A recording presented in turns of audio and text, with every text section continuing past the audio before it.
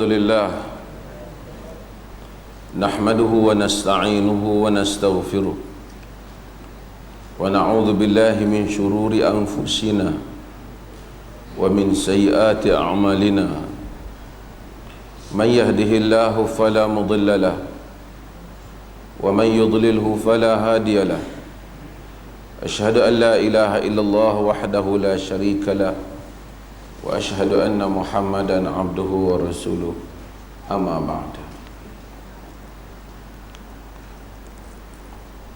Antara nama Allah Azza wa Jal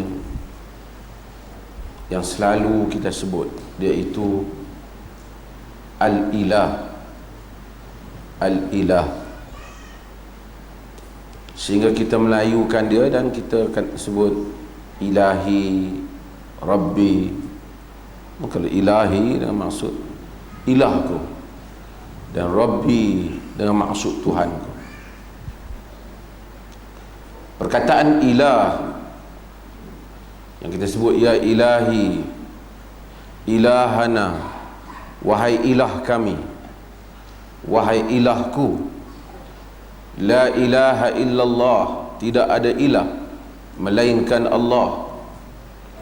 Perkataan ilah bermaksud al-ma'bud bihaq, yang diabdikan diri dengan sebenar-benarnya, yang diabdikan diri dengan sebenar-benarnya, maka itu maksud ilah.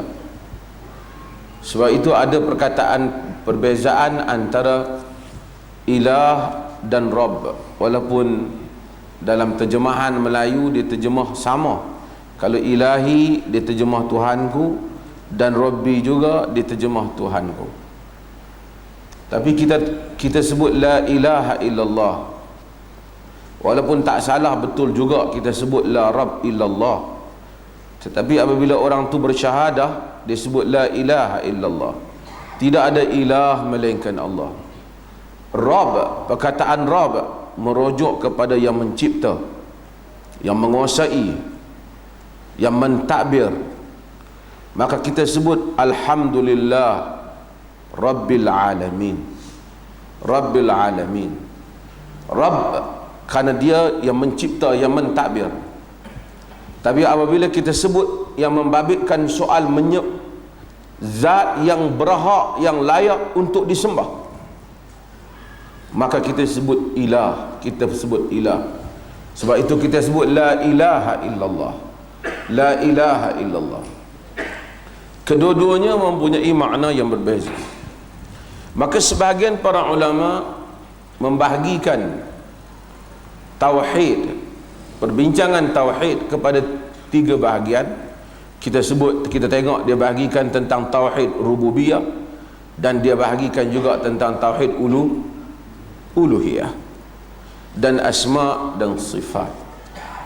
Tauhid rububiyah bermaksud kita ikrar tentang kewujudan Tuhan yang mencipta, yang menguasai alam, yang boleh dikatakan kebanyakan manusia mengakuinya. Alhamdulillah Rabbil Alamin. Tauhid uluhiyah bermaksud mengakui hanya Allah yang berhak diabdikan diri, kita mengabdikan diri kepadanya. Ramai di kalangan makhluk Tuhan, manusia, yang akui tentang kewujudan Tuhan, kekuasaan Tuhan, tetapi mereka mensyirikkan Allah Azza wa Jal. Sebab itu dia anggap mereka tidak ada tauhid uluhiyah, ataupun disebut sebagai tauhidul ibadah, tauhid ibadah, yakni mengabdikan diri kepada Allah. Kemudian asma dan sifat, iaitu tentang nama-nama Tuhan dan sifat Tuhan. Maka tidak heran jika kita melihat orang-orang musyrikin Mekah, bila ditanya tentang man khalaqas samawati wal ard wa sakhara syamsa wal qamar, yang menciptakan langit dan bumi, yang menundukkan bulan dan matahari, mereka menjawab Allah. Tetapi dalam masa yang sama mereka mensyirikkan Allah. Mereka kehilangan tauhid uluhiyah.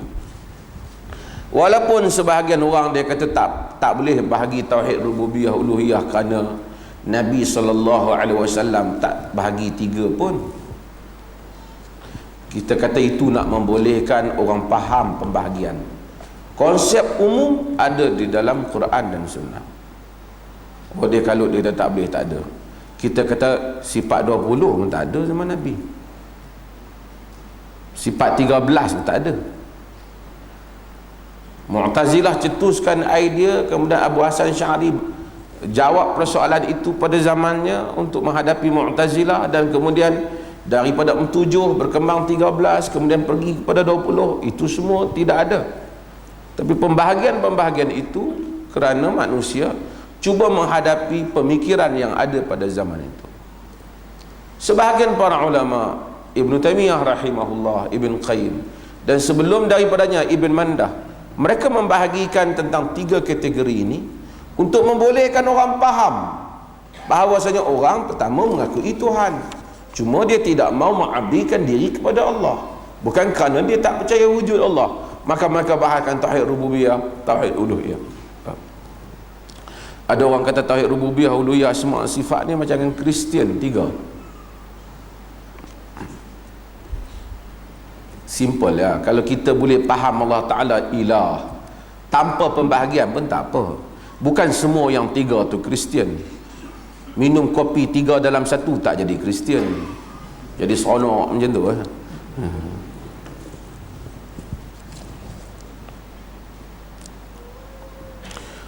Allah menyebut wa huwa alladhi fis samai ilahun wa fil ardi ilah.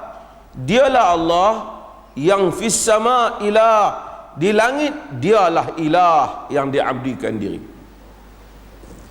Wa fil ardi ilah, dan di bumi dia ilah. Seperti mana yang kita sebut sama tinggi, tak tahulah sejauh mana, seluas mana. Langit Allah Azza wa Jalla, Allah kata dia ilah, dia yang diabdikan diri. Maksudnya ada makhluk lain di langit selain daripada manusia di bumi. Makhluk mana kita tak tahu.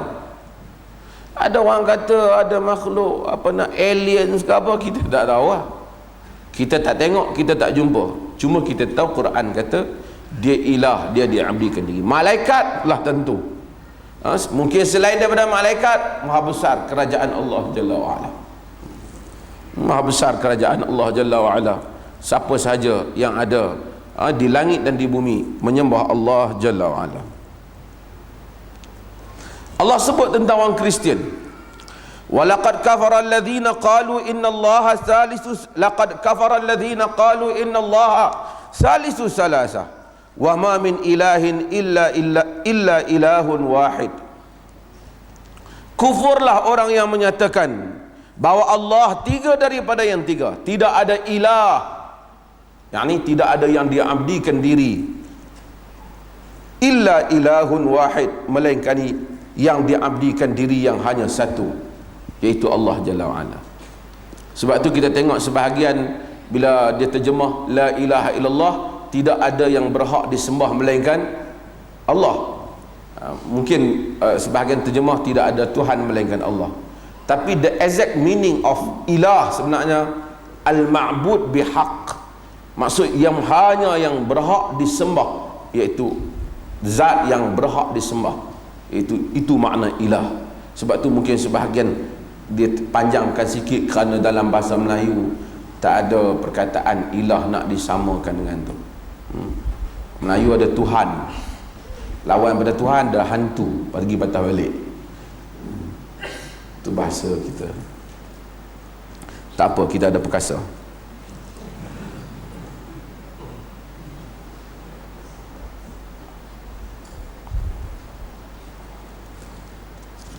Allah Azza wa Jal sebut banyak ayat untuk menisbatkan bahawa saja dia adalah ilah. Dan ilah adalah nama yang Tuhan suka. Sebab itu bila orang susah, dia panggil ya ilahi, Tuhan suka. Tapi kita bila kita sebut ya ilahi, kita rasa tak sedap, duk sebut keram dah. So kita tak ada feeling kerana kita tak tahu makna. Tapi ya maknanya besar, ya ilahi, wahai yang berhak diabdikan diri. Sebab itu the best perkataan yang Allah suka ialah la ilaha illallah. Macam mana zikir pun Allah suka sekali la ilaha illallah. Zikir yang mentauhidkan dia suka. Sebab itu Allah Subhanahu wa taala mustajabkan doa orang yang susah apabila dia sebut Allah ilah. Quran kata wa dhannun idh dhahaba mughadiban fa dhanna an lan naqdir alayhi fanada fi dhulumati an la ilaha illa anta subhanaka inni kuntu minadh dhalimin. Wa dhannun, dan dhannun tuan empunya nun Nabi Yunus alaihi salam. Nabi Yunus alaihi salam, cerita Nabi Yunus semua agama tahu. Orang Islam tahu cerita Nabi Yunus, orang Kristian tahu Nabi Yunus, orang Yahudi pun tahu cerita Nabi Yunus. Walaupun dalam Bible ada satu page ya tentang Nabi Yunus, Jonah. Tapi cerita Nabi Yunus ditelan ikan semua tahu. Macam cerita Nabi Nuh dengan bahteranya, agama lain semua tahu. Sebab ini cerita yang dibawa oleh para anbiya, daripada mulut ke mulut para anbiya. Sebab tu kalau kita nak hapus bagi agama lain semua yang sama dengan kita kena buang buku dia semua sekali. Dalam buku dia ada Nuh, ada Yunus, tentulah ada Isa dan ada seumpama. Kesalahan dia bukan kerana dia mengakui tentang Nabi. Tuan-tuan ke depan sikit bagi kawan kita belakang masuk.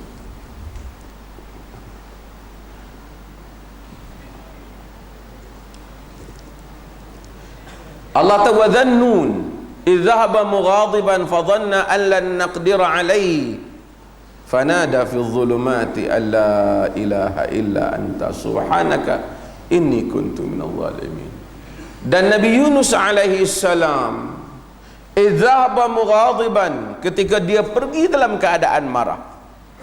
Nabi Yunus alaihi salam Allah hantar pada kaum dia nasihat kaum dia tak dengar nasihat dia. Nabi Yunus bebai dengan kawan dia belah.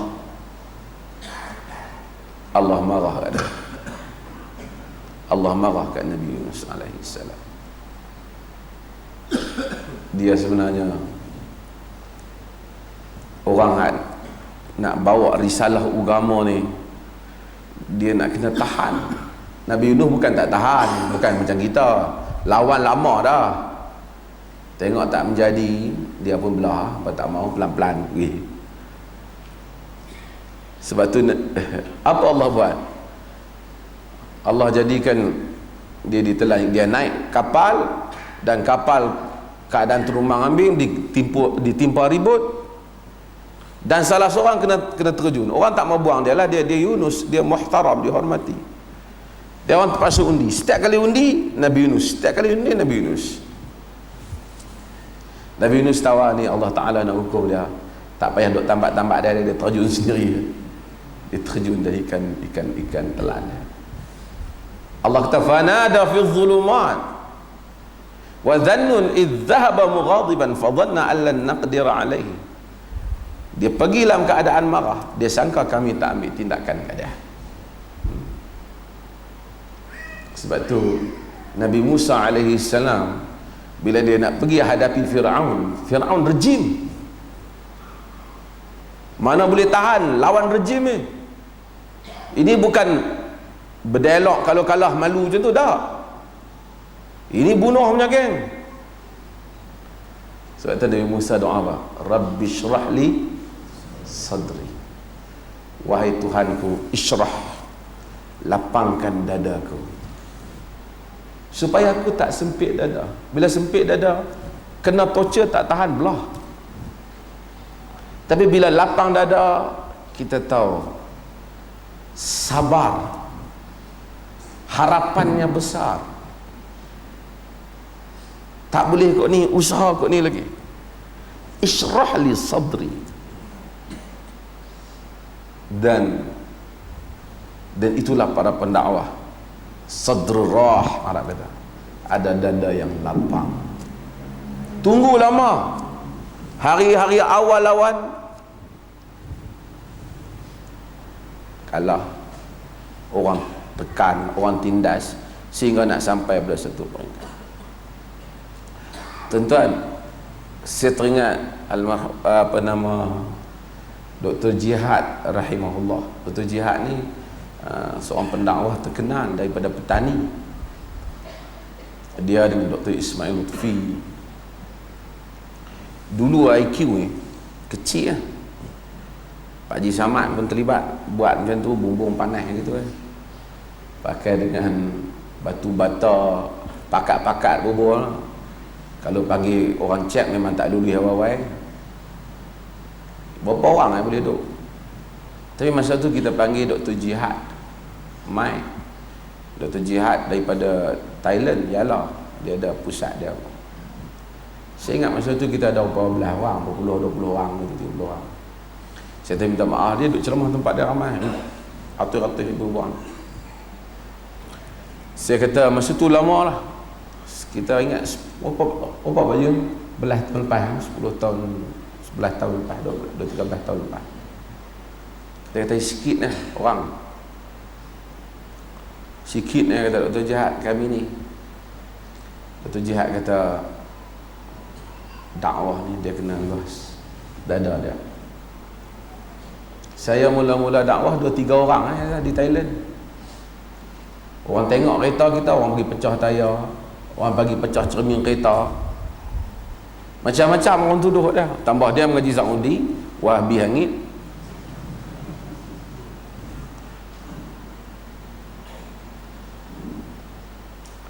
Tapi lama-lama dakwah berkembang. Dakwah bukan semesti kita menang, tak menang tak apa, tapi kita kena buat kerja. Sekurang-kurangnya orang tahu kita buat kerja. Pada hari orang jumpa sebagian, jumpa kita, Masya Allah, Masya Allah, orang kata kita ramai sekarang orang nak Islam, orang nak sunnah, orang nak Quran, hadis. Kita katalah masa awal tu kena kutuk hangit, kena kutuk rapat. Sadrul rah, Nabi Musa, Rabbi syrah li sadri. Para Nabi ada yang langsung tak ada orang. Nabi kata wan Nabi, ada Nabi yang ma'ahu rajulan, ada dua orang lelaki. Berdakwah punya tak lama, 2 orang ikut dah. Wan Nabi ma'ahu rajul, dah ada Nabi seorang ikut dah. Geng juru gambar pun tak ada orang tu. Seorang ikut Nabi sabar dia. Nabi kata wan Nabi laysa ma'ahu ahad. Ada Nabi balik hari kiamat kelak tak ada siapa ikut dia, seorang-seorang jumpa Tuhan. Allah Ta'ala mau Yunus sabar. Lalu bila dia pergi, Allah ambil, Allah campak dia dalam laut. Fanada fi dhulumat, dia seru di dalam, bukan dalam fi dhalam, dhalam gelap, fi dhulumat, dalam kegelapan-kegelapan. Ikan telan dia berada dalam kegelapan perut ikan. Dia ada dalam kegelapan laut, dia berada di dalam kegelapan malam. 3 kegelapan. Orang buang kita boleh gagah, tapi Nabi Yunus, Tuhan hukum dia. Dia memang tahu Tuhan hukum dia, tapi Allah Ta'ala terima doa Yunus alaihi salam. Kenapa Yunus kata? Apa Yunus kata? La ilaha illa anta subhanaka inni kuntu minadh zalimin. Tidak ada ilah melainkan engkau. Yani tidak ada yang diabdikan diri melainkan engkau.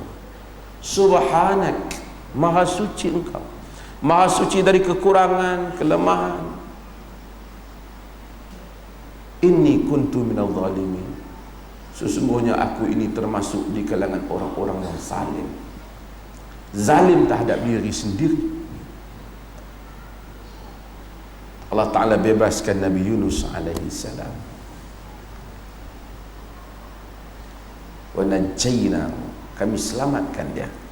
Fastajabna lahu wa najjaynahu minal gham wa kadzalika nunjil mu'minin. Kami sahut doa Nabi Yunus, doa Yunus.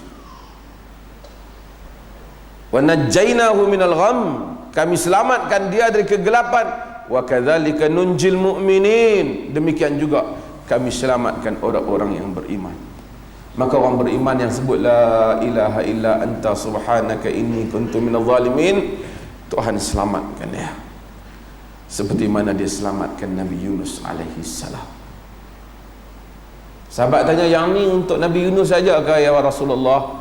Nabi kata untuk semua orang mukmin, kerana Allah kata wa kadzalika nunjil mu'minin, yang demikian itu kami selamatkan orang-orang yang beriman. Bila kita ada masalah, orang pergi cari doa untuk lebay, tanya Ustaz nu apa dia baca, Quran bagi tahu, sebut la ilaha illa anta subhanaka inni kuntu minadh. La ilah, tidak ada ilah. Sebab orang yang sebut tu faham makna ilah dengan penuh perasaan ikrar bahawasanya tidak ada yang diabdikan diri melainkan engkau, maha suci engkau, sesungguhnya aku termasuk di kalangan orang-orang yang saleh. Allah kata Allah selamatkan. Lagi dalam perut laut, dalam mulut ikan, di dalam perut ikan, dalam perut laut dan tengah kegelapan malam, Allah keluarkan dia ke daratan. Ini kan manusia yang duduk di darat, ia menyebut la ilaha illa anta subhanaka inni kuntu minadh zalimin.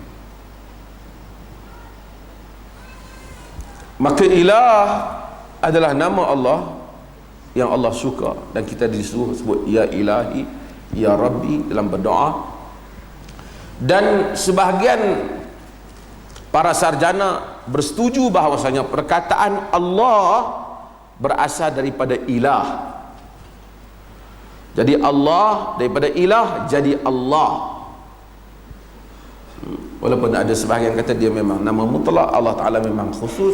Sebahagian kata dia adalah nama yang berasal daripada akar perkataan, derived from the word Allah, ilah, dipetik, diambil daripada perkataan ilah, maka jadi Allah.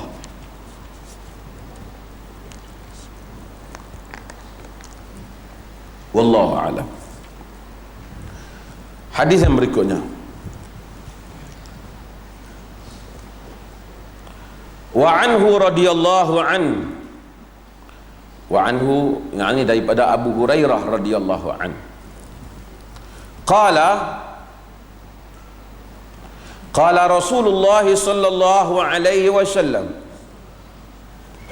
la taqumu as-sa'atu hatta yahsira al-furatu an jabali min dhahabin yuqtatalu an-nasu alayhi fayuqtalu min kulli mi'atin tis'atun wa tis'un wa yaqulu kullu rajulin minhum la'alli akuna ana alladhi anju.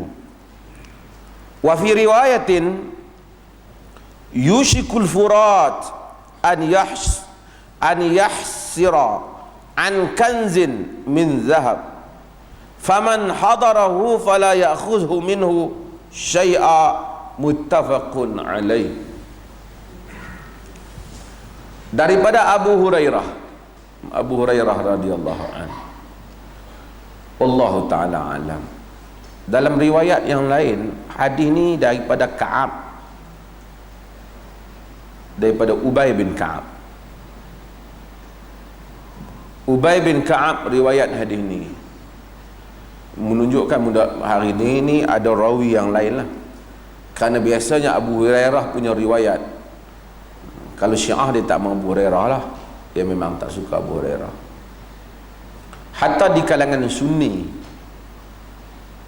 mereka yang tidak tolak Abu Hurairah tapi bimbang Abu Hurairah ambil riwayat-riwayat yang agak lain sikit ni daripada Yahudi yang masuk Islam, seperti Ka'abul Ahbar, seperti Abdullah bin Salam. Bukan riwayat tu daripada Nabi, tapi mereka ni dah ada kitab mereka cerita tentang kitab mereka. Abu Hurairah suka ambil dan dengar. Bila Abu Hurairah riwayat balik, sebahagian anak murid Abu Hurairah tak dapat bezakan antara hadis Nabi yang Abu Hurairah riwayat dengan cerita yang Abu Hurairah ambil daripada orang-orang Yahudi yang masuk Islam. Yang cerita mereka tu mungkin ada yang betul, ada yang tak apa betul. Lalu mereka sangka semuanya daripada Nabi SAW. Ini dikritik oleh sebahagian para sarjana, bukan kepada kepribadian Abu Hurairah, tetapi kepada beberapa riwayat yang mereka rasa bahawasanya bimbang Abu Hurairah ambil daripada tokoh-tokoh yang Bani Israel, tokoh-tokoh Yahudi. Pun begitu, yarhamkallah, pun begitu apabila ada sahabat lain yang turut meriwayatkannya, maka ia menguatkan riwayat itu bahawasanya bukan Abu Hurairah ataupun bukan anak murid Abu Hurairah tersilap dalam mendengar apa yang Abu Hurairah riwayatkan. Qala Rasulullah sallallahu alaihi wasallam, sabda kata Rasulullah sallallahu alaihi wasallam, ataupun sabda Rasulullah sallallahu alaihi wasallam. Tang tu orang Melayu lebih sikit pada Arab. Orang Melayu ada firman, ada sabda, ada apa? Ada kata, ada titah. Lagi apa? Yang tu kot. Arab semua qala, berkata. Kalau titah sabda, titah untuk apa? Raja. Sabda Nabi. Firman, kata kita kira standard korang lah. Raja, antara titah dengan firman mana tinggi? Titah dengan firman mana tinggi? Takut tuan-tuan. Titah dengan firman mana tinggi? Titah lah tinggi. Siapa lawan titah masuk penjara, pun firman tak apa. Tak gitu. Qala Rasulullah sallallahu alaihi wasallam, la taqumu as-sa'ah, tidak akan berlaku kiamat, hatta yahsir al-furat an jabalin min zahab, sehingga furat apa? Sungai Furat. Sungai Furat di mana? Di Iraq. Sungai Furat akan mengeluarkan, akan menyingkap bukit daripada emas. Wallahu ta'ala alam. Hadis ni kata bukit daripada emas. Sebahagian para syurah, orang yang mensyarahkan hadis, mereka kata perkataan bukit ni kerana menunjukkan banyak maksud banyak. Wallahu alam, itu andaian mereka. Boleh jadi macam tu, boleh jadi pun sungguh dia keluar macam bukit juga pun boleh. Kerana ada riwayat pada akhir zaman bumi akan mengeluarkan semua, dia panggil, dia akan luahkan semua kabat dia, semua apa, falatul akbat, falat yang maksud dikeluarkan semua yang ada di dalam bumi, seperti mana dikeluarkan tiang daripada tiang-tiang yang panjang daripada emas. Tak larat nak kutip, tapi yang ni dicerita tentang Furat, sungai Furat. Dia akan keluarkan bukit daripada emas. Yaqtatilun nasu alaih, manusia berperang kerana emas. Ni bila ni? Dah berlaku ni? Belum. Sebahagian para sarjana yang syarah hadis kata ini pada zaman Mahdi. Wallahu alam. Hadis tak sebut pula. Satu hari dia akan berlaku. Dia akan berlaku. Fayuqtalu min kulli mi'atin tis'atan wa tis'un. Akan terbunuh daripada setiap 100 orang 99. Maksudnya hak pi berkelahi tu pakat mati belakang. Tinggal seorang lah. Mungkin tinggal seorang dua lah, tapi Nabi nak ceritanya hak pi tu pakat mati habis tinggal sekat dua lah, sikit lah, seorang dua lah kot. Wa yaqulu kullu rajulin minhum, setiap lelaki di kalangan mereka ni akan kata, la'alli akuna ana alladhi anju, boleh jadi akulah yang selamat, boleh jadi akulah yang selamat. Tuan-tuan, manusia sayang apa? Sayang nyawa dia apa sayang harta dia? Ha? Manusia sayang nyawa apa sayang harta? Nyawa. Manusia sayang harta.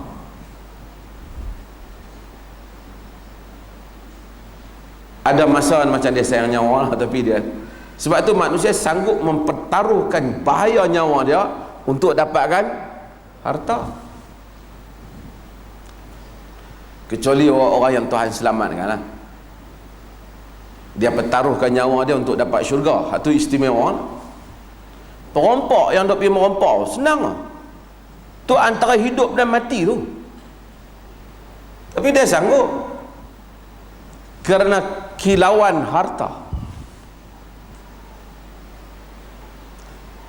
Bahkan manusia kerana nak dapat harta sanggup masuk neraka.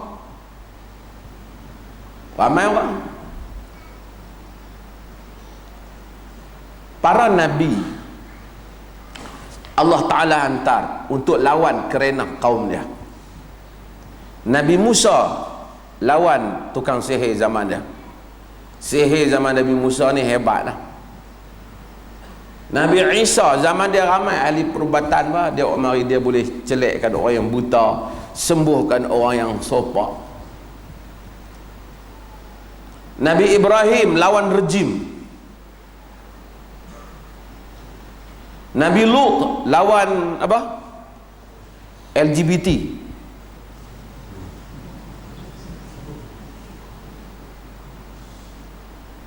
Nabi Shu'aib alaihi salam, dia lawan penyelewengan ekonomi di dalam kaumnya.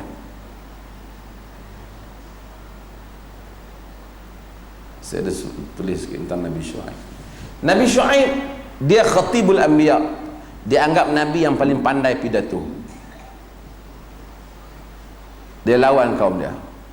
Ada berapa teras yang Nabi Shu'aib sebut di dalam mengendalikan keuangan dan harta yang jadi pengajaran kepada manusia.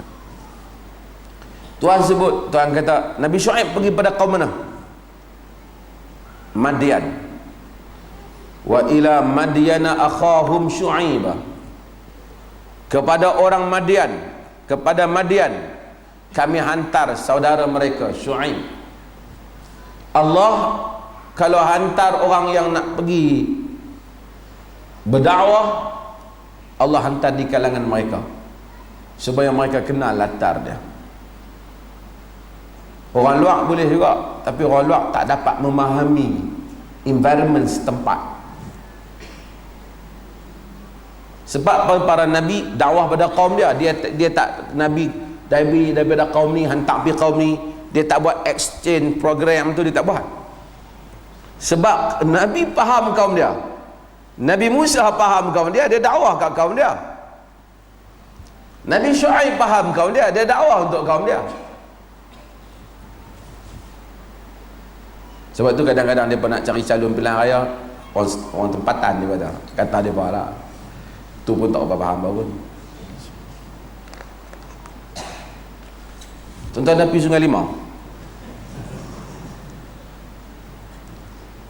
Sungai itu tak terkenal langsung, tapi oleh kerana pilihan raya ramai orang pergi. Jadi kalau kita semua nak makmur tempat kita, mudah-mudahan adun kita mati.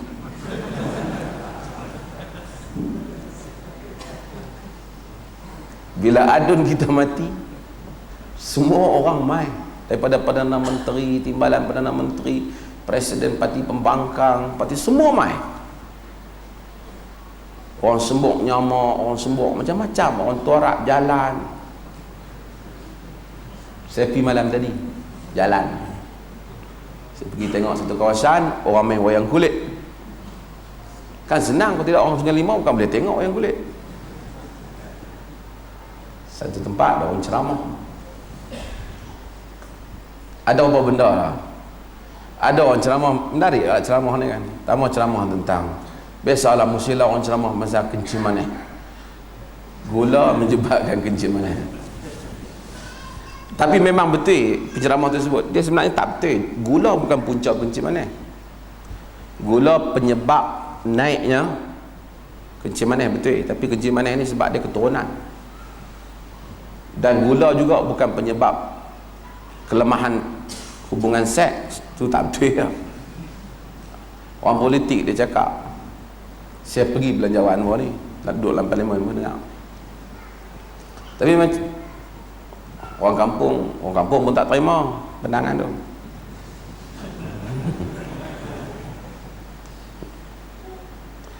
Yang betul lah, yang betulnya duit tak ada negara ni. Bila duit tak ada, potonglah subsidi gula tu.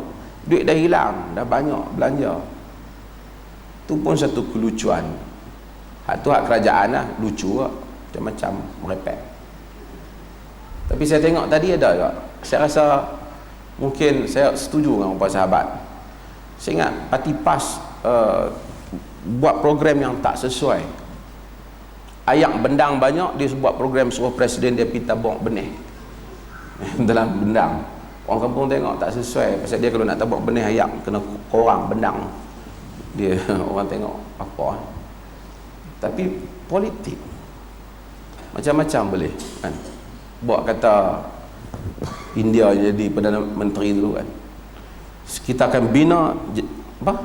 Titi. Mata sungai tak sungai tak ada, nak apa? Tak apa, kita buat sungai kan?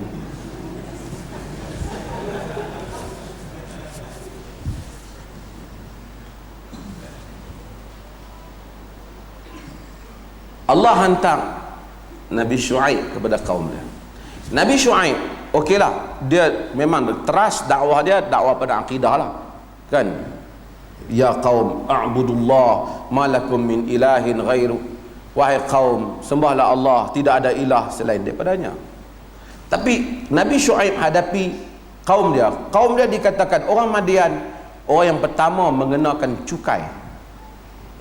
Sebab bila orang, mana-mana orang yang masuk kawasan Madian untuk pergi kawasan yang lain, dia akan sekat dan dia akan minta cukai lintas. Dan mereka suka tipu.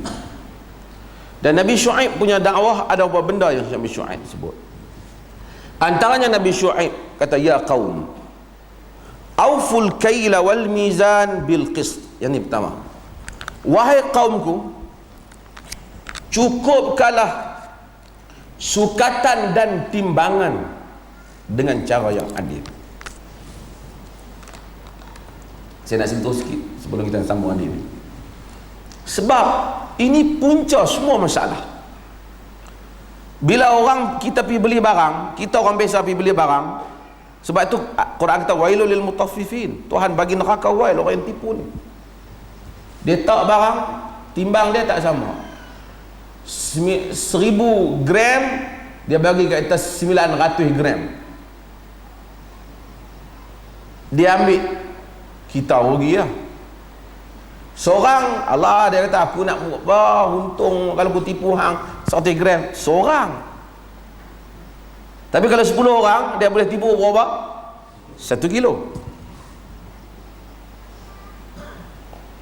Orang yang penipu dalam perniagaan dan urusan keuangan ni, bukan dia tak buat, dia buat, tapi dia tipu. Bukan kata dia tak timbang langsung, kok dia pegang-pegang sekilo ambil, dah dia timbang, tapi ditimbang cara tipu.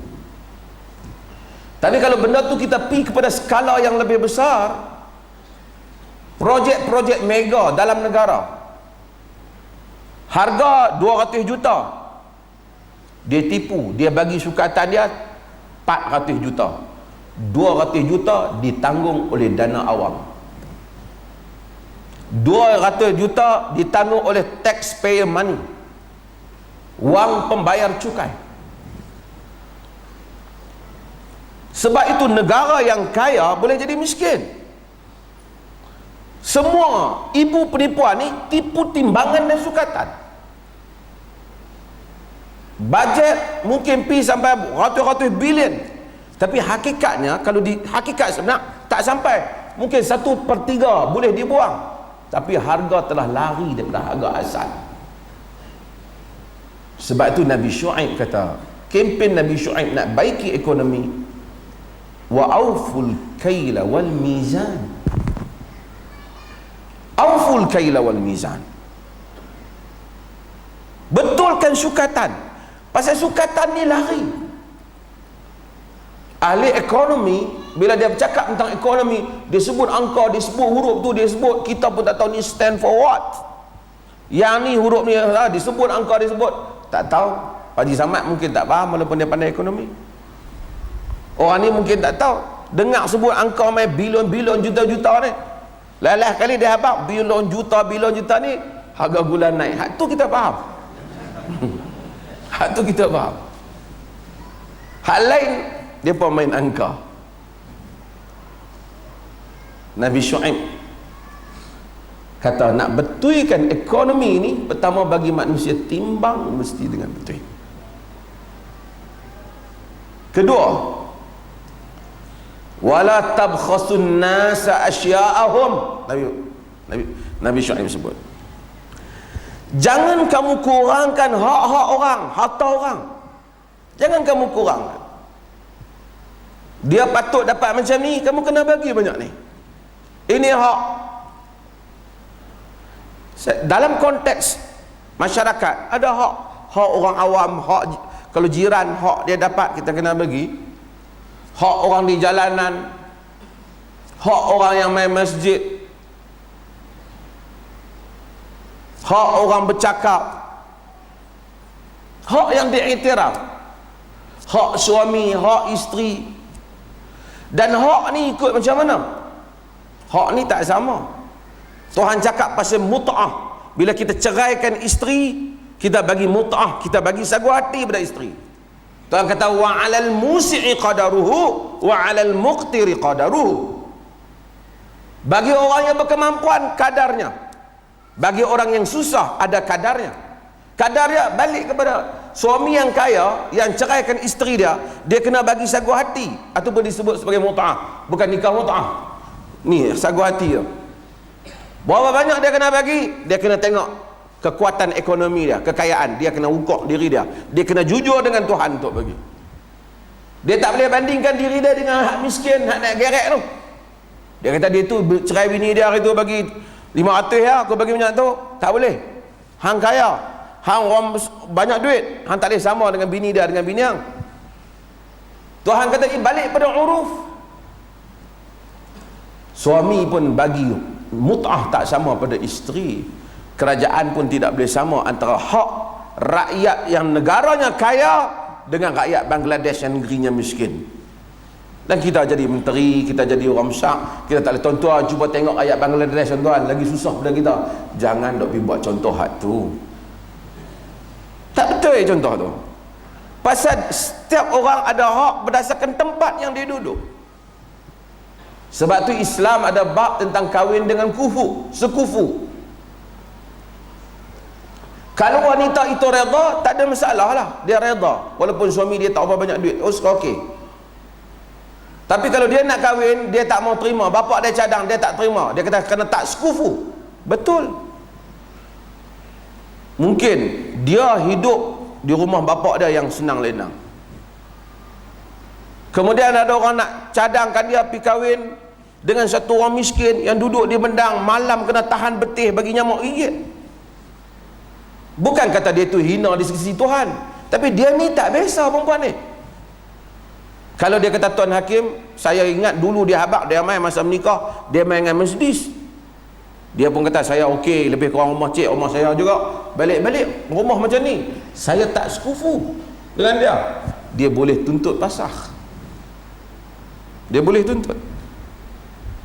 Sebab dia rasa tertipu ataupun dia rasa dia tak boleh, kerana itu bukan environment yang biasa dia hidup. Walaupun kita kata Allah sabarlah, ni semua kata benda dunia, bagi siapa yang mau, it's okay. Tapi bagi dia yang tak mau, tetap ada hak dia di sisi perundangan Islam untuk dia menuntut fasakh. Rakyat juga demikian. Ini wala tabkhusun nas asya'ahu. Kemudian satu benda yang Nabi Syuaib sebut, Nabi Syuaib kata baqiyatullah khairul lakum in kuntum mu'minin. Yang ni kita ingat untuk kita. Baqiyatullah maksud apa yang baki yang Allah Ta'ala tinggalkan setelah kita ni bayar zakat, mula boleh dapat untung 50,000, tengok-tengok 20,000 ni tak apa clear, tak halal, kita tolak yang tu, tolak yang ni, dapat kat kita 5,000. Syuaib kata baqiyatullah khairul lakum, yang baki yang halal itu lebih baik untuk kamu. Ini pun dalam hidup kita, kerana yang halal, yang sedikit, yang baki setelah kita tolak semua yang salah supaya kita tidak ambil, itu lebih baik untuk kamu jika kamu benar-benar beriman.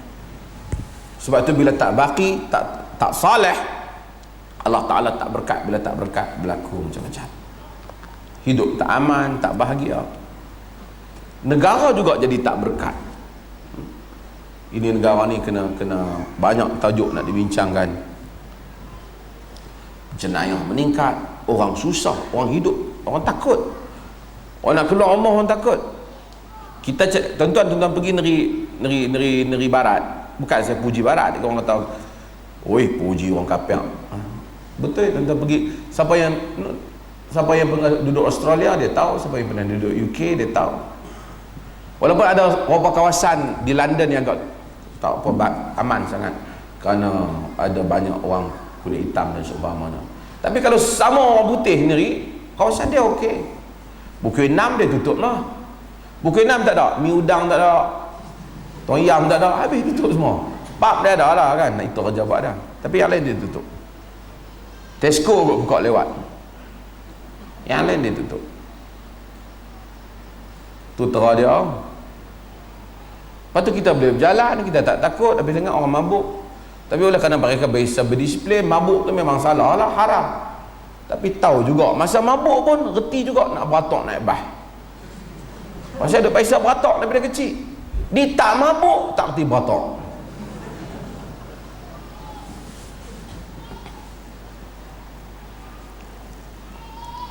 Dalam satu riwayat, yushikul furat an yahsyara an kanzin min zahab. Dibimbangi furat akan mengeluarkan khazanah daripada emas. Faman hadarahu fala ya'khudh minhu syai'a, kata Nabi. Sesiapa yang hadir, kalau kita adalah masa tu, Nabi kata jangan ambil sikit pun. Pasal apa Nabi tak pergi ambil? Ibnu Tin ni orang yang syarah hadis Bukhari, dia kata jangan ambil, yang tu ada tuan dia punya, hak dia. Saya rasa bukan maksud Nabi yang tu. Nabi tak bagi ambil pasal Nabi kata jangan dok pergi berkelahi pasal benda tu. Semua orang dok pergi bergaduh, nak pergi ambil apa? Cari mati. Yang tu maksud, tak payah dok pergi berebut lah pasal nak habiskan nyawa kerana mah yang muncul tu. Artinya kalau kita dengar manusia ni, tuan-tuan, mah duduk dalam air. Kan beberapa tempat di Terengganu dulu, tuan-tuan ingat tak? Bila orang kata dulang nak mah, habis pakat terpa. Orang sini pi, isteri dia nak goreng ikan, tengok tak ada, dia buat pi dengan dulang-dulang. Pasal apa? Aku pergi Terengganu, apa nak goreng tak ada? Oh, dia kata nak pergi dulang mai, balik dapat seketui duit minyak pi 300, balik mai pi bakar mai tu boleh 100.5. Ada satu hamba Allah, cerita saya tak sebut nama dia, kalau harap dia tak tengok video.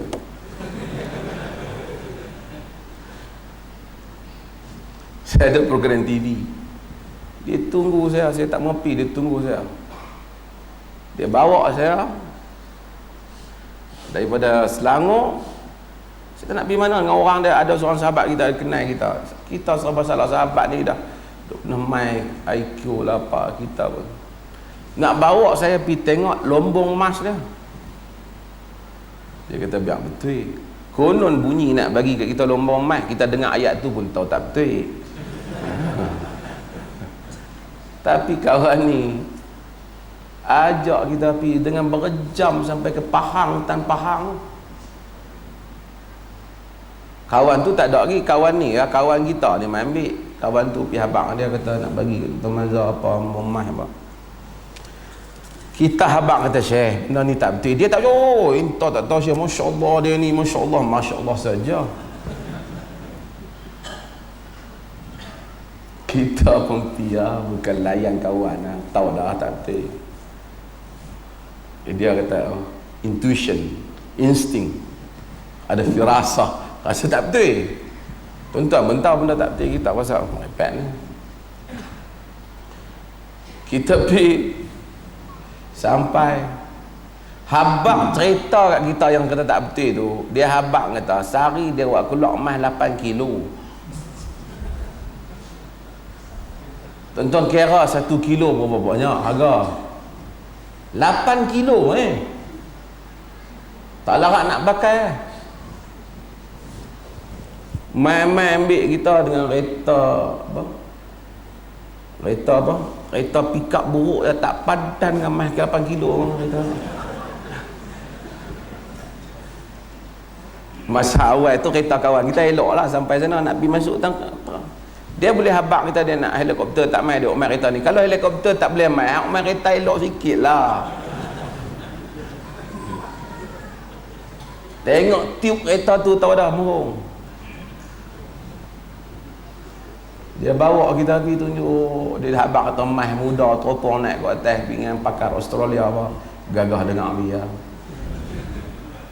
Lepas tu dia pergi suruh Indo nampak duduk dalam tu pergi bakar emas apa dulang-dulang bus ketir bubuh dalam plastik minyak ni. Dia habak bagi minyak ni. Hatu hadiah kita pergi jauh. Ingat kata nak bagi lombong tu.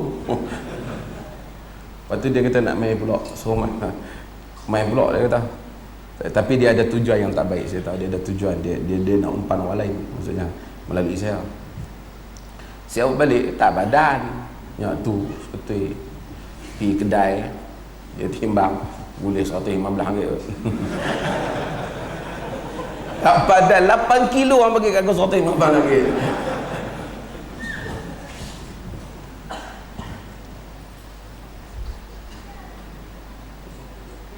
Orang dengar kata emas terpa api.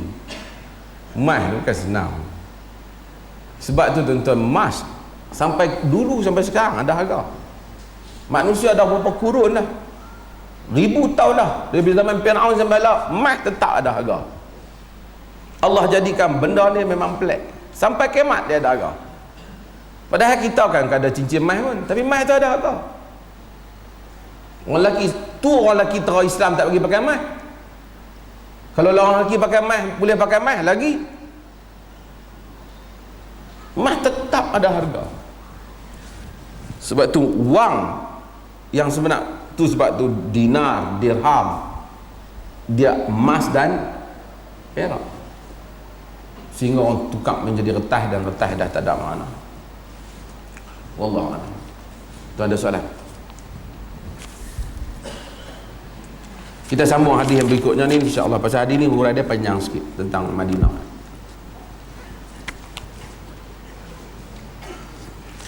Ada soalan?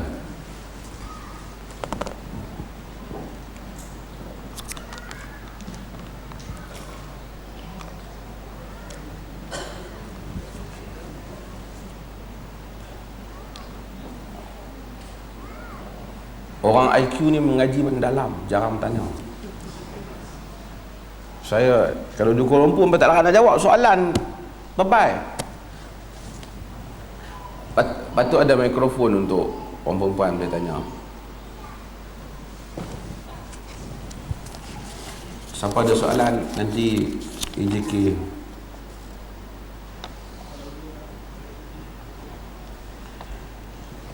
Ada apa ni? Anak murid Habib yang mengharuskan amalan tabarruk dengan kubur Habib yang baru meninggal dunia. Mereka berhujah bahawa amalan yang sama telah dilakukan kepada kubur Ibnu Taimiyah seperti diriwayatkan oleh Ibnu Katsir dalam Al-Bidayah wan Nihayah. Apa komen? Habib. Ni dua-dua soalan sama tentang Ibnu Taimiyah tabarruk, membahagi-bahagikan. Tuan-tuan, macam ni ya. Di dalam Al-Bidayah wan Nihayah, kalau dasar soalan yang bertanya, Ibnu Katsir ni satu orang yang sayang kepada Ibnu Taimiyah. Ibnu Taimiyah ni musuh dia ramai, tapi anak-anak murid yang sayang kat dia, yang kelas-kelas. Pasal guru tu kelas. Soalan internet.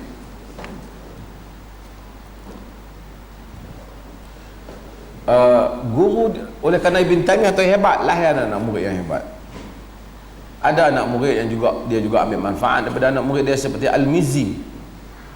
Ada anak murid yang sangat sayang, anak murid yang paling sayang Ibn Taimiyah, iaitu Ibn Qayyim Al-Jauziyah yang kita buat nama dewan ni. Ibnu Katsir yang tulis tafsir Ibnu Katsir antara murid yang sayang kat Ibn Taimiyah. Tapi dia lewat sikit, dia 774 meninggal. Ya, 774 meninggal. Ibn Qayyim 751 meninggal Hijrah. Dalam Bidayah wan Nihayah biasanya Ibnu Katsir sebut pendek tentang cerita orang-orang yang meninggal. Tapi apabila nak cerita tentang Ibnu Taimiyah meninggal, cerita dia sangat panjang. Ibn Taimiyah ni meninggal dalam Zulqa'dah tahun 728 Hijrah. Ibn Taimiyah meninggal di dalam qal'ah. Dalam qal'ah. Ini Ibnu Katsir sebut dalam Bidayah macam tu lah. Memang pun qal'ah ni dia meninggal dalam keadaan dia dipenjarakan. Penjara yang akhir dia dipenjara daripada tahun 726 dalam bulan Rejab, dalam bulan Sya'ban dia dipenjarakan sehingga kepada tahun 728 dia dipenjarakan. Bila Ibn Taimiyah ni pemerintah lawan dia, pemerintah hukum dia, ulama-ulama yang berpakat untuk cuba penjarakan dia sebab dia keluarkan fatwa talak 3 jatuh 1. Talak 3 jatuh 1. Benda tu biasa fatwa tu. Tapi biasa fanatik mazhab. Geng-geng yang ada jawatan dalam kerajaan apa semua cuba buat hasut pemerintah supaya tangkap Ibn Taimiyah dan penjarakan Ibn Taimiyah. Bila Ibn Taimiyah dipenjara dan dia meninggal dalam penjara, berita dia mati dalam penjara telah tersebar di kalangan rakyat. Orang ramai menerpa ke qal'ah, pergi nak melihat Ibn Taimiyah. Ibn Taimiyah ni terkenal dengan zuhud. Kata Al-Imam Zahabi antara murid yang menyayangi Ibn Taimiyah, aku tak pernah lihat orang sezuhud Ibn Taimiyah. Zuhud, salih. Saya pernah kata, orang pernah tanya dia, mestikah pakai baju yang tak apa standard biasa ni? Dia kata pakai baju mahal, baju elok pun tak masalah. Tapi orang yang pakai yang mewah-mewah ni dibimbangi tak mencapai makam yang tinggi. Zuhud Ibn Taimiyah, zuhud. Ramai orang pergi menerpa qal'ah dan dia dimandikan dengan biasa mandi sunnah, ada daun bidara dan seumpamanya. Dikatakan ramai orang yang memang ambil air mandi Ibn Taimiyah pasal orang anggap dia terlalu soleh. Ibn Taimiyah dalam hayat dia inti semua benda-benda merepek ni. Tapi masa dia mati memang ramai orang bukan minta mensyirikkan Tuhan, tapi mereka anggap sebagai berkat orang saleh. Berkat orang saleh. Mudah-mudahan keberkatan dia tu ada. Dan ini tidaklah terlalu janggal. Ia bukan benda yang syirik. Sama ada benda tu khurafat ataupun tidak khurafat. Tapi kalau itu benar-benar orang soleh dengan kadar untuk mendapat berkat seperti menyentuh orang tangan orang soleh, minum bekas orang soleh, tidaklah dianggap sebagai salah kalau kita menganggap Allah Ta'ala turunkan keberkatan melaluinya, walaupun kita tak pasti dia soleh ataupun tidak, seperti mana kita pasti kepada sahabat Nabi dan para sahabat. Tapi kemungkinan lelaki yang zahir padanya saleh, kesalehan. Jenazah Ibn Taymiyah tak pernah di Dimashq ada peristiwa seperti itu. 200,000 manusia datang zaman tu. Masa zaman dia hidup Ibn Taymiyah, semua ulama pakai duk lawan dia. Dia mati, rakyat bersama dengan dia. Kopiah dia ada orang ambil pergi jual, orang punya mahal, orang nak. Mungkin kenang-kenangan kot kan. Tapi Al-Mizzi dan seumpamanya, termasuk Ibn Katsir, menyebut sehingga orang cuba nak sentuh jenazah dia. Orang cuba ambil daun bidara yang bekas dimandikan jenazahnya kerana mencari keberkatan daripada Syekhul Islam Ibn Taymiyah. Wanita saja sekurang-kurangnya 15,000 ataupun lebih. Biasanya bukan wanita tak keluar ni jenazah, keluar untuk melihat Syekhul Islam Ibn Taymiyah rahimahullah. Geng sufi guna, dan ulama-ulama yang lawan dia termasuk ulama-ulama mazhab Syafi'i yang tak setuju dengan Ibn Taymiyah. Bila Ibn Taymiyah meninggal, mereka berulang ke kuburnya dan mereka melihat, dan ada orang yang membaca Quran di kuburnya juga, dan baca Quran di kubur khilaf seperti mana yang kita sebut, bukan duduk atas kubur, dia baca Quran. Mereka praktik, mereka baca Quran, walaupun Ibn Taymiyah tidak menggalakkan benda tu. Dia kata khilaf, Ibn Taymiyah kata khilaf. Kemudian orang melihat mimpi-mimpi yang berbagai-bagai tentang Ibn Taymiyah, tentang melihatlah mimpi tentang berjumpa dengan dia, kesalehan dan kedudukan dia di sisi Tuhan.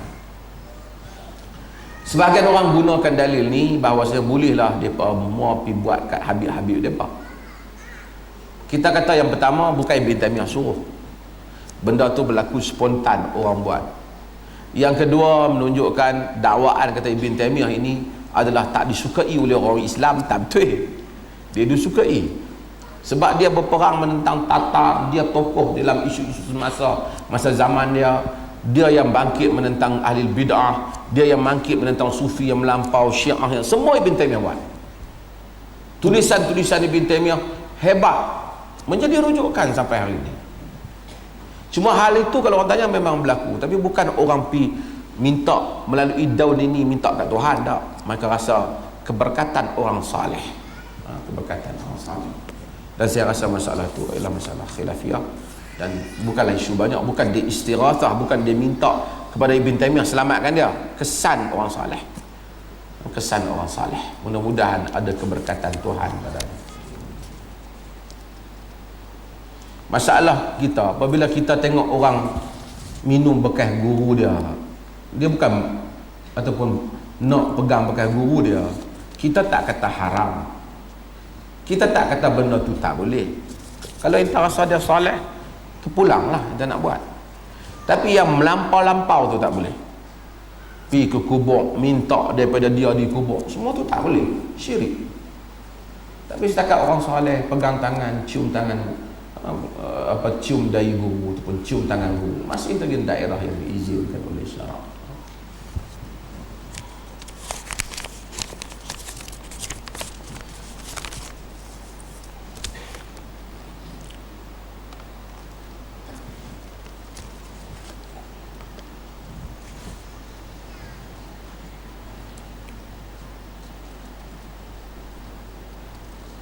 Macam-macam soalan ni. Kenapa cadang tubuh ulama muda UMNO lah semua dah? Apa?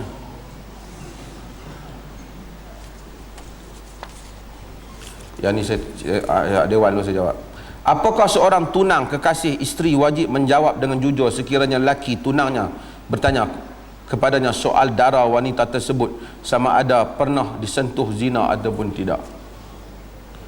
Pertama, lelaki tak perlu tanya. Lelaki itu dulu tak perlu tanya.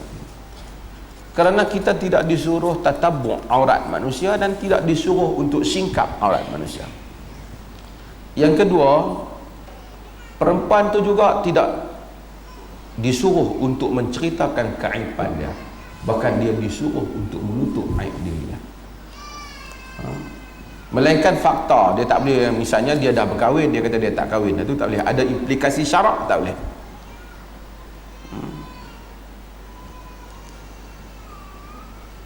Tapi kalau dia kata saya tak mau kahwin dengan orang yang pernah tidur dengan orang lain, kalau kita rasa macam tu, kita tak payah jawab. Kita elok tak terima dia lah. Kita jangan terima dia. Kalau tidak, kita tipu dia. Itu tak apa. Tapi kita tak perlu tahu, memang saya pernah melakukan. Tak payah. Tak perlu. Kita tak payah. Bunga bukan sekuntum, kembang rahsia korang. Simple lah hidup ni. Allah Ta'ala ataupun hidup ni tak disuruh untuk kerana satu perempuan kita pecah kepala dan kerana satu lelaki kita pecah kepala. Kalau dia dah tak sesuai dengan kita, tak payah. Dan dia tak, kita tak sesuai dengan kita, tak payah. Cari mana lagi orang yang sesuai. Lepas tu kita sampai nak bohong dia, kerana itu tidak patut menzalimi dia. Nak juga sampai kita bohong. Mengapa orang gila? Nak juga kat perempuan tu sanggup pi apa? Pi bomohkan dia. Bodoh. Itu cinta palsu. Nak buat apa? Dia pun di bawah pengaruh syaitan. Katalah dia sungguh kena. Di bawah pengaruh syaitan dia suka kita, dia terima kita. Nak buat apa? Manusia. Sebab tu Allah Azza wa Jalla, antara benda yang Islam bawa datang, dia didik manusia matang, cerdik. Betulkah ketika Nabi Adam nak turun di dunia, Nabi Adam melihat kalimah la ilaha illallah Muhammadur Rasulullah di Arash? Tak tahu, saya pun tak dengar Nabi Adam cerita yang tu.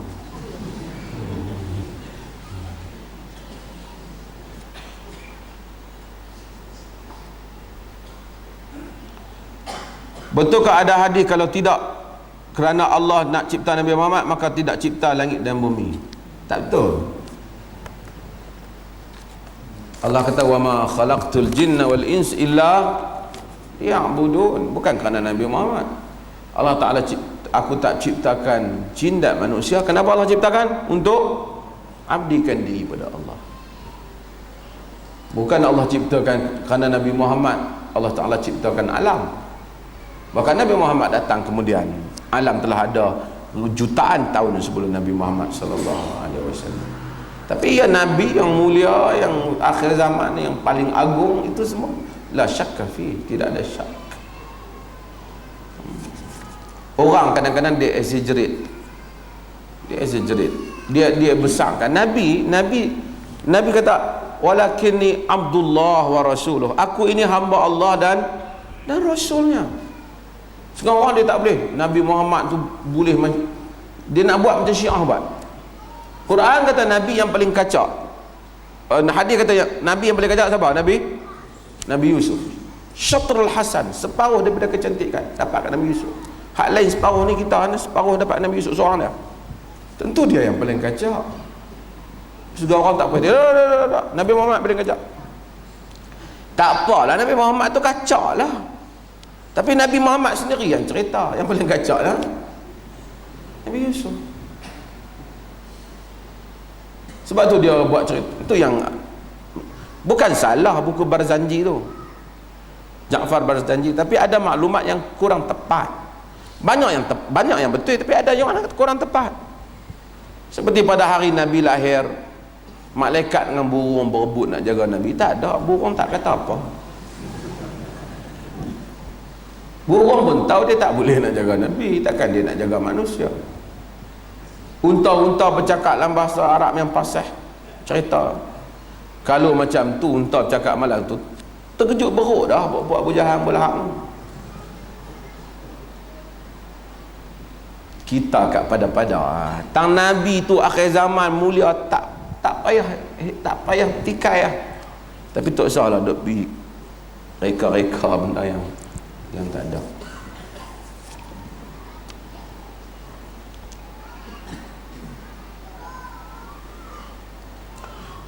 Bolehkah seorang yang biasa dalam, bukan dalam jurusan agama, menafsirkan hadis? Seorang yang biasa, maksudnya bukan urusan agama, boleh ya, jika sekiranya dia kaji benda tu dan dia faham benda tu.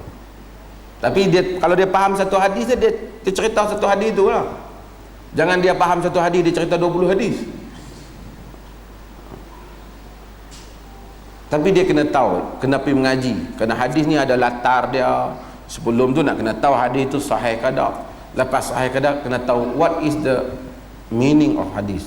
Sebab mungkin bila dia orang biasa, dia tak tahu bahasa Arab, jadi dia baca terjemahannya. Bila dia baca terjemahan tu tak tepat, maka dia punya tafsiran pada hadis pun tak tepat. Jadi dia kena banyak benda lah, dia kena tahu.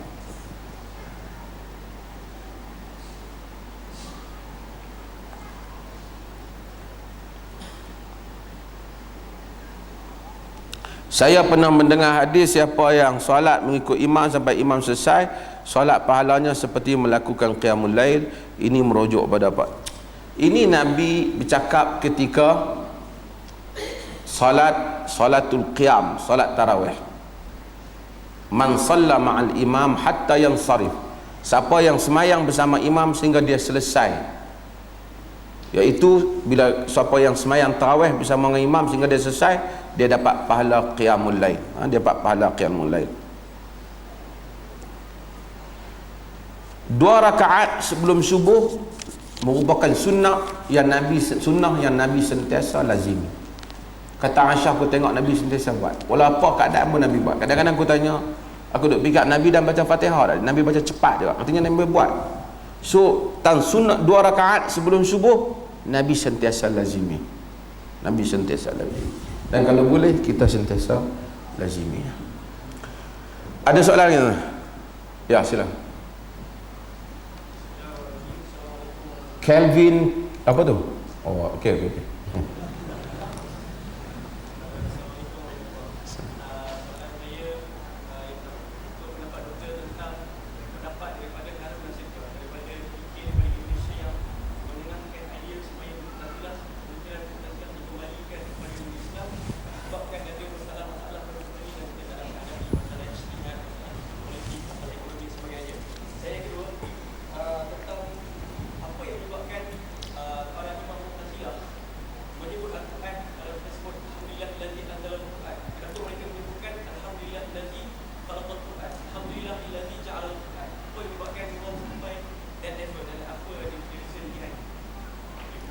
Soalan ni panjang nak jawab ni, tapi saya nak sebut pertama tentang Mu'tazilah.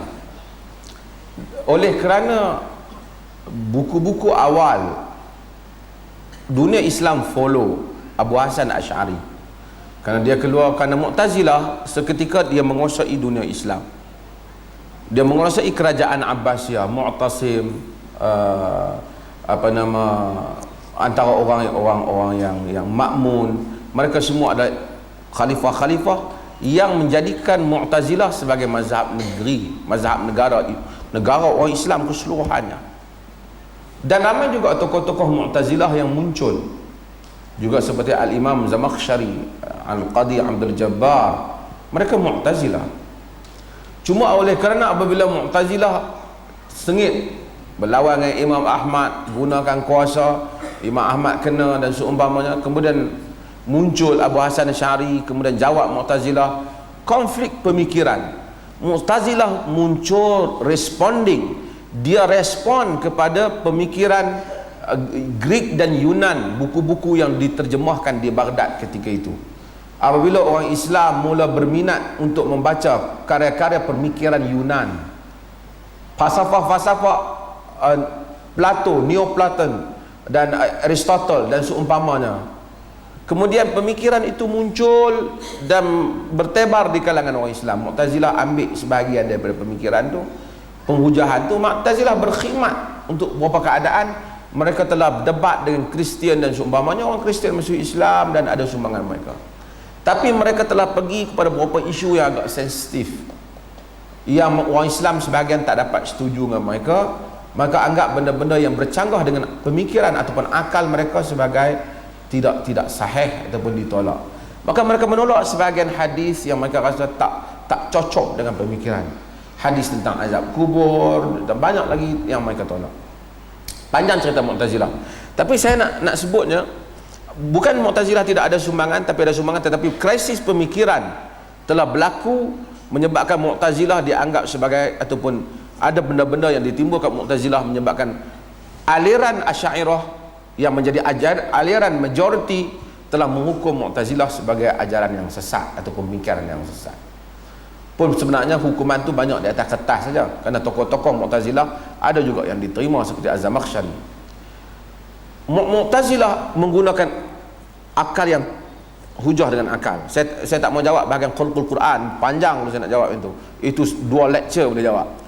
Tapi saya nak ceritanya ialah tentang menggunakan akal, idea. Kalau hadis tu nampak dia panggil ahad, bukan mutawatir, Mu'tazilah anggap bahawasanya kalau bertentangan dengan logik yang kuat, dia akan reject hadis itu. Muncul tak pemikiran Mu'tazilah? Muncul. Antaranya Muhammad Abduh, antaranya Rashid Ridha. Walaupun mereka tidak kata Mu'tazilah, tapi mereka mengambil sebahagian daripada idea Mu'tazilah. Dan muncul beberapa tempat Mu'tazilah. Tapi saya taklah setuju dengan Haris tu. Haris Nasution. Saya rasa khazanah ahli sunnah sudah cukup. Masalahnya bukan masalah ahli sunnah, masalah golongan jumud yang memakai label ahli sunnah.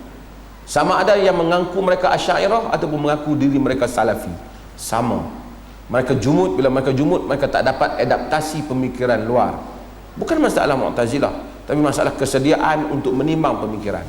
Mu'tazilah ada khazanahnya, Sunni juga, Asy'ariyah juga ada khazanah yang baik, Salafi juga ada khazanah yang baik. Ibn Taymiyah menyatakan supaya kita menerima kebaikan daripada mana saja mereka berada. Tapi Mu'tazilah semata-mata Mu'tazilah itu ada banyak masalah di dalam perbahasan mereka. Kadang-kadang meminggirkan nas-nas dan membelakangkan nas hanya semata-mata kerana nak menurut pemikiran mereka, akal mereka. Dan akal mereka tu akal mereka. Macam mana mereka tahu akal mereka betul? Mungkin akal mereka salah. Allah Allah. Ya.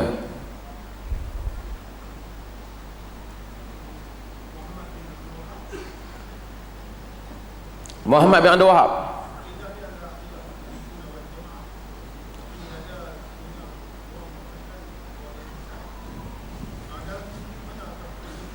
Tak dengar Muhammad Abdul Wahab sesat ke tak? Depa kata sesat.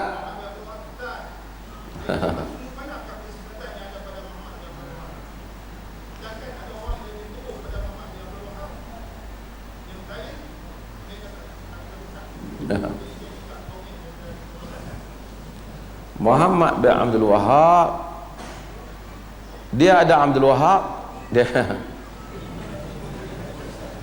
Muhammad bin Abdul Wahab At-Tamimi merujuk kepada An-Najdi atau An-Najd, ialah tokoh reformis di Jazirah Arab. Kerana dia ni lah, aliran dia ni digelar sebagai Wahabi. Semasa hidup dia, kalau kita pergi ke Riyadh, kita kena both side, dia punya sumbangan dan mungkin ada beberapa benda mulahazat kita tentang dia. Kalau kita pergi ke Riyadh, dia ada perjanjian Muhammad bin Abdul Wahab dengan keluarga Saud. Antara perjanjian tu ialah Muhammad Abdul Wahab minta supaya keluarga Saud janji, setelah keluarga Saud dapat kuasa, Muhammad Abdul Wahab kata tidak, dia dah dapat kuasa, dia nak tinggal depa. Dia nak pergi teruskan dakwah, tapi dia tunggu. Dia buat perjanjian. Lebih hebat daripada perjanjian demang lebar daun dengan apa? Dalam perjanjian Muhammad bin Abdul Wahab ada beberapa benda yang dia janji. Pertama, tentang penegakan al-amru bil ma'ruf wan nahyi 'anil munkar. Saya sebut tak ikut susunannya. Antara benda yang dijanji, mesti tegakkan hukum syariat, menghapuskan syirik, tak ambil cukai daripada rakyat. Banyak benda yang Muhammad Wahab janji mesti buat. Itu perjanjian yang baik. Kalau kita tengok perjanjian yang baik. Kemudian oleh kerana gerakan Muhammad Wahab selepas daripada itu agak kuat di Hijaz, menyebabkan kerajaan wali yang menjaga Hijaz agak terbiar. Kerajaan ketika itu Turki macam dah tak jaga kawasan tu. Jadi berlaku krisis politik kerana kerajaan Turki di pusat nak kuasai Hijaz, sedangkan Muhammad Abdul Wahab punya grup dah membentuk kerajaan Islam itu sendiri. Kalau orang kata itu adalah jenayah besar, tapi untuk pengetahuan, dalam sejarah Islam ni kerajaan Abbasiyah muncul setelah menjatuhkan Bani Umayyah. Ketika adanya kerajaan Abbasiyah di Andalus, kerajaan di bawah pengaruh Bani Umayyah, saki-baki kerajaan Bani Umayyah. Politik macam tu, politik bukan kaitan dengan Muhammad Abdul Wahab, tapi politik tu telah muncul bila Turki rasa Muhammad Abdul Wahab punya grup telah mengancam mengambil sebagian wilayah. Turki melancarkan kempen menentang Wahabi. Jadi isu tu jadi isu politik. Jadi kerajaan yang nak lawan Wahabi ni lawan apa? Terpaksa bangkitkan isu-isu yang Wahabi bangkitkan. Kerana Muhammad Abdul Wahab hapuskan tempat-tempat bersejarah, kerana tempat-tempat bersejarah tu orang buat syirik, jadi dia buang-buang. Di samping kita juga tidak boleh nafikan, mungkin ada juga movement Muhammad Abdul Wahab yang agak mungkin keras bagi setengah orang. Pasal Muhammad Abdul Wahab ni dia punya vision dia punya pandangan dia pada saya. Ada orang kritik kan saya kata benda ni, tapi tak apa, yang kritik tak apa. Dia punya pandangan, saya rasa mata yang dia lihat pada isu dia tu tak besar. Dia cuba ambil khazanah Ibn Taymiyah. Ibn Taymiyah jauh lebih besar pada dia. Siapa yang baca buku Ibn Taymiyah akan melihat ufuk Islam yang begitu luas. Kalau kita baca buku Muhammad Abdul Wahab, dia macam sempit, separuh Ibn Taymiyah pun dia tak ada. Jadi kalau kita cuba melihat Ibn Taymiyah daripada Muhammad Abdul Wahab, sikit masalah. Tapi Muhammad Abdul Wahab itu menyumbang untuk Hijaz bagi mengatasi masalah ketika itu. Sudah Qaradawi puji dia, hatta Wahbah Zuhaili, mereka aliran yang lain mereka puji dia. Selepas daripada dia, orang lain sambung, termasuk krisis politik dan semuanya. Ada yang berlebihan. Contohnya saya tengok, apabila satu orang kata, ya Allah ya Tuhanku, dengan berkat Rasulullah berilah kepada saya sekian-sekian. Muhammad Abdul Wahab tidak setuju, tetapi dia kata ini khilaf fiqh. Khilaf fiqh maksudnya kalau awak buat pun khilaf lah. Bukan dia minta pada Nabi tu, dia minta dengan berkat Nabi, dengan berkat orang soleh. Muhammad Abdul Wahab kata masalahnya khilafiyah. Tapi pengikut Muhammad Abdul Wahab yang datang daripada Hijaz dan Salafi jalur keras, anggap benda ni sebagai syirik, keluar daripada agama sebahagian mereka. So dosa ni orang tak kat Muhammad Abdul Wahab, tapi bukan dia yang kata sebenarnya. Benda tu tak boleh keluar daripada agama. Satu orang kata ya Allah dengan berkat, katakanlah dia kata dengan berkat Abdul Qadir Jalani, maka dia minta pada Allah, dia kata dengan berkat dia tu. Boleh tak benda? Mungkin kita tak setuju, saya sendiri kurang setuju, tapi ini bukan masalah syirik, ini masalah fik yang tak apa tepat. Dia tak kata ya wahai Abdul Qadir Jalani sembuhkan saya, dia tak kata, dia kata ya Allah. Jadi ada pandangan Muhammad Abdul Wahab yang dipelopori secara keras. Kemudian Muhammad Abdul Wahab memang dia fight Ibn Taymiyah lawan Sufi, tapi Ibn Taymiyah memberikan nafas kepada Sufi sikit. Sufi yang saleh dia iktiraf. Hatta Ibn Qayyim dalam tulisan dia berbau Sufi, kerohanian. Kemudian Muhammad Abdul Wahab punya pengikut jadi jaf, jadi dry. Semua soal sahih tak sahih, bid'ah tak bid'ah, kemudian tak dicampur dengan kelunakan Sufi, pembangunan jiwa dan seumpamanya. Lalu orang tuhmah lagi Muhammad Abdul Wahab, sebenarnya bukan Muhammad Abdul Wahab. Pengikut kemudian main lagi Madkhali dan seumpamanya yang mengkafirkan orang tuhmah dia. Kalau tanya saya, Muhammad Abdul Wahab tokoh, saya kata jangan macam Qaradawi kita, dia seorang tokoh yang mempunyai sumbangannya, tapi dia adakah dia sempurna? Of course dia tak sempurna. Albani kata Muhammad Abdul Wahab itu lemah dalam ilmu hadis. Albani kata tak dapat membezakan hadis-hadis yang dhaif dan apa. Albani kata marah tak kira bawa Saudi ke dia kata benda tu.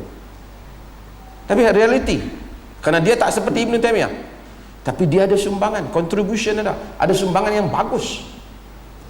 Tapi untuk kita ikut, kalau saya ingin mengikut Wahabi, saya kata jangan, buang masa.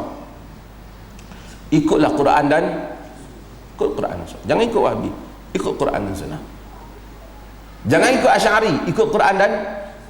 Tapi kalau ada kebaikan pada pandangan Abu Hasan Asy'ari ataupun Maturidi, hatta Muhammad Abdul Wahab, siapa saja yang sesuai dengan Quran dan Sunnah, maka kita terima Quran dan Sunnah, dan mereka menghuraikan Quran dan Sunnah. Individu tidak maksum, pendapat diterima dan ditolak. Yang tak ditolak hanya qala Allah, qala Rasulullah. Habis itu kalau orang nak kata kat Muhammad Abdul Wahab, dia jawab dengan Muhammad Abdul Wahab di akhirat besok. Bukan masalah kita hang kata kat dia. Sekarang orang kata puas hati aku kata Muhammad Abdul Wahab. Kata pi mahkamah Tuhan Rabbul Jalil, Muhammad Abdul Wahab tunggu. Pasal bang kata kat aku itu. Aku kata geng-geng masjid tu sonok kalau aku kata kat hang. Mana boleh. Kan? Tapi kita pun tak perlu. Saya antara orang yang buku tokoh yang paling saya korang baca sekali buku Muhammad Abdul Wahab. Saya rasa tak menarik. Tak seperti Ibn Taymiyah. Ilmu dia tidak menjangkau ilmu Ibn Taymiyah. Tapi dia telah buat reform. Kerana reform dia tu berkesan sebab dia berjaya membentuk negara Saudi yang buat undang-undang Islam sampai hari ini. Lepas tu orang tahu no, Saudi baik dengan mereka. Kalau Saudi baik dengan mereka, takkan Muhammad Wahab yang baik dengan mereka. Muhammad Wahab mati beratus tahun dah, semua nak bubuh Muhammad Wahab apa?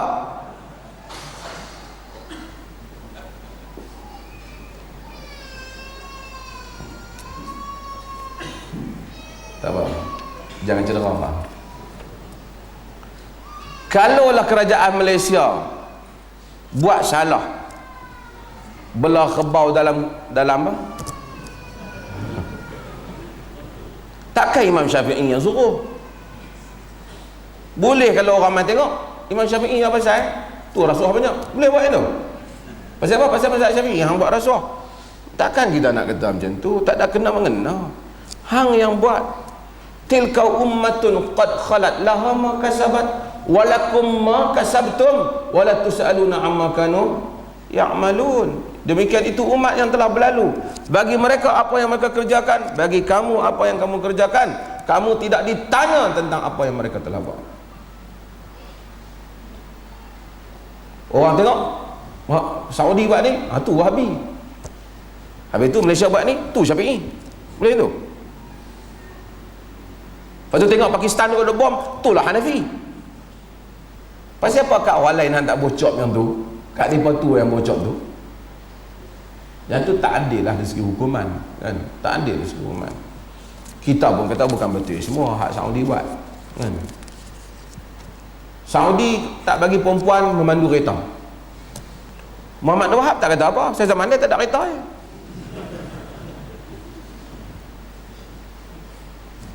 Tapi kita pun tak setuju Saudi pergi. Wallah, ada soalan last 3 minit. Kenapa orang perempuan tak tanya? Ada diskriminasi wanita? Tak ada sekuat sayang? Ada soalan? Okay, tuan-tuan, mudah-mudahan Allah Ta'ala rahmati, InsyaAllah. Ada beberapa soalan ni. Soalan ni panjang lah saya tengok ni. Saya jawab sesi anak mai. Pernah terbaca pasal Khalifah Abu Bakar yang hanya memakai baju guni. Boleh ke jelas? Omar ni pakai belaka, Nabi pakai macam-macam, sahabat juga demikian. Setengah orang dia cuba nak terang satu benda, tak betul. Ada masa sahabat pakai baju, Omar pakai baju bertampung, betul.